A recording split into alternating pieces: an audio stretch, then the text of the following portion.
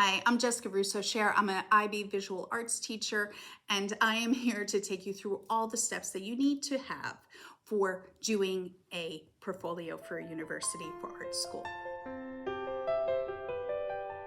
So why should you listen to me? I've been a visual arts teacher for a long time. And I've been teaching in a lot of different countries. I've gotten students into some of the top, all of the top art schools in the States, in Europe, and I have walked them through the process. And I can't say they got into those schools because of me, but I have worked with them as they've gone through the process to get into the school. So I am very familiar with application processes, with portfolios, and how to put them together for an art university. You know, this is a super stressful time for you. You have a lot of things going on. Perhaps if you're in 12th grade, you're going through exams, you're applying to universities, and then you have this art portfolio thing on top of it. Whether you're going to a full-on art university or a university that has an art program within it, there's going to be certain requirements that you're going to have to submit. And hopefully this video will take you through the journey to help you understand how to do that process a little bit smoother, a little bit easier, and a little bit more organized. And in the end, hopefully quite successful. So the first thing you need to do is figure out where you're applying to and look at their portfolio recommendations. What do they require for their portfolio? And set up a spreadsheet, a mood board, a bullet journal, whatever works for you, and start writing down what the criteria is for each of those places. Each of those schools will say certain things on what they want in the portfolio, the format, and how it's submitted. And it's important for you to understand that criteria very clearly. This is the first thing that they will be seeing, and if you're not following their directions, so it's very important to make sure that you don't submit a one all-over portfolio for all of your schools. Each of them will have specific guidelines and you need to follow them to the T. And that might even come down to like what you name the file as. So using like a spreadsheet or whatever you need, write down that list and find out what that core is, where they all overlap, and start working on that. And it may be that they're all requiring at least 10 artworks. So you know, okay, I have 10 artworks. Boom, I know I have that. And then this one I have to work on having more sketchbook pages. This one they want a written statement. This one they have a home assignment. And then you can work on those outliers, those other bits that also need to be included. And you can see, make a little tally and inventory. This is what I have, this is what I need. Start putting it together in a Google slide deck or whatever, or Canva, whatever you like, and just make a dump of your portfolio. Start moving images around to get an idea of what you have and what you might still need to create.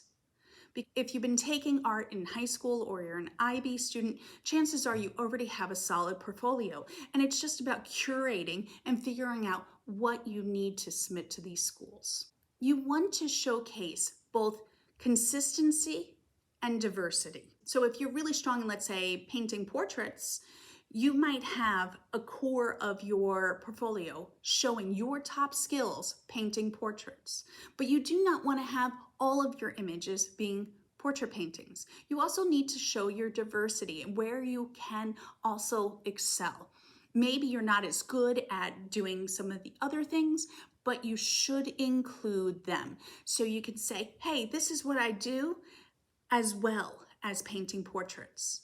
I strongly suggest in there having some drawing from direct observation where you can see how you can translate the real world. I also suggest having some highly conceptual artwork that really shows that you can think about the ideas behind the artwork.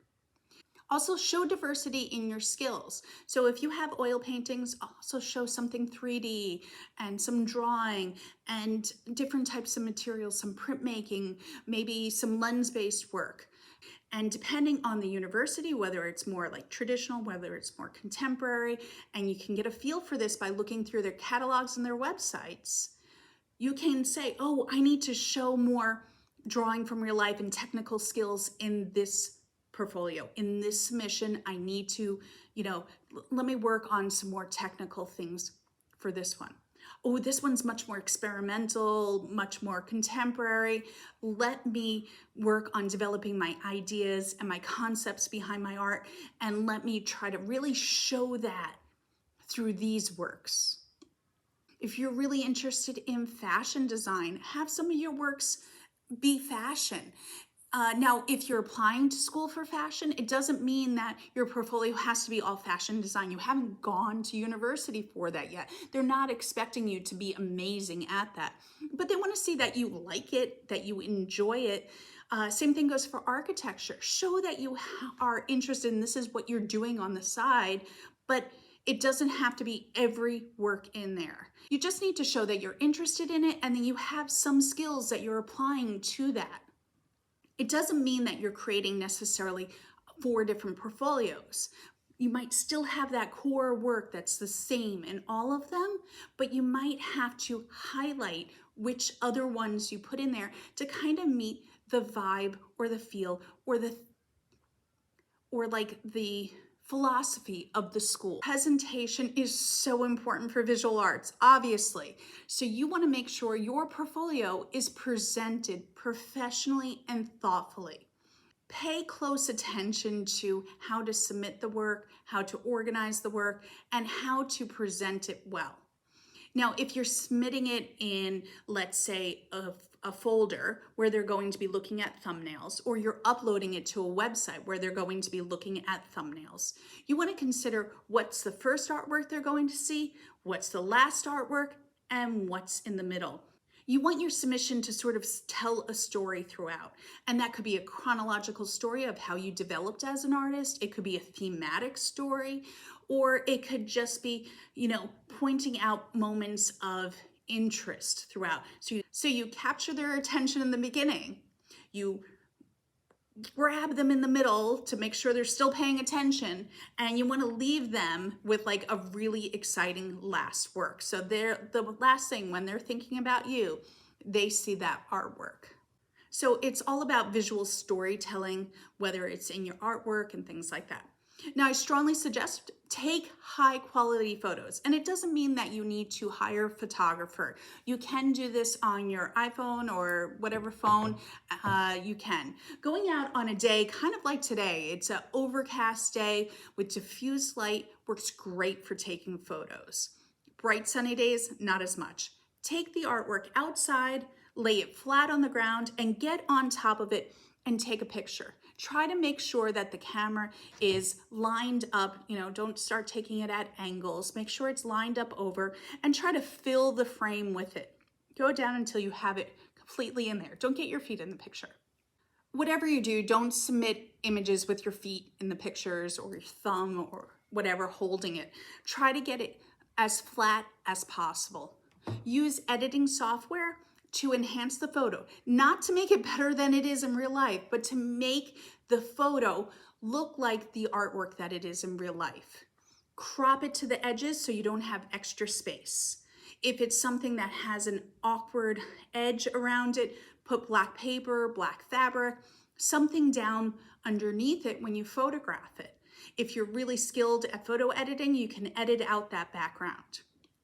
If it's a series, either photograph the series together or put them in an app like PhotoGrid or whatever, so you can make a collage with those 3 images on there. Lastly, don't be afraid to throw in like an oddball piece in there, like a piece that you're unsure about. For example, when I went to university, like eons ago, but I went to a National Portfolio Day in Miami, and I, at the last minute, threw in a charcoal drawing. That it was a figure drawing, and it was super quick. It wasn't fully resolved, and I threw it in there at the last minute. That drawing was the one that stopped every school and said, "Oh, I want to know more about you."